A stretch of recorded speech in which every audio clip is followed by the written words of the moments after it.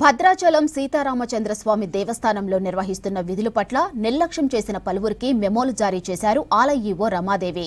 రామాలయంలో బాధ్యతలు నిర్వహిస్తున్న ఓ కీలక అధికారితో పాటు మరో నలుగురికి ఈ మెమోలు జారీ చేశారు ఈవో. హనుమాన్ జయంతి సందర్భంగా ఏకాంత విశేష స్నాపనం తర్వాత సహస్రనామార్చన నిర్వహించలేదని ఇద్దరు వైదిక సిబ్బందికి మెమోలు జారీ చేశారు ఈవో.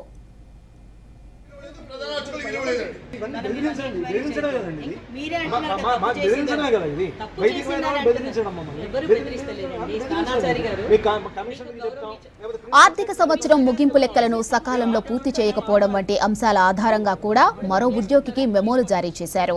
4వ తరగతి ఉద్యోగిని ఉద్యోగ వివరణ విషయంలో వ్యవహరించిన తీరుపై 7 రోజుల్లో వివరణ ఇవ్వాలని మరో ఉద్యోగికి షోకాజ్ నోటీస్ జారీ చేశారు. ఇలా మొత్తం ఒకేసారి 5గురికి మెమోలు జారీ చేయడం సర్వత్రా చర్చనీయాంశమైంది.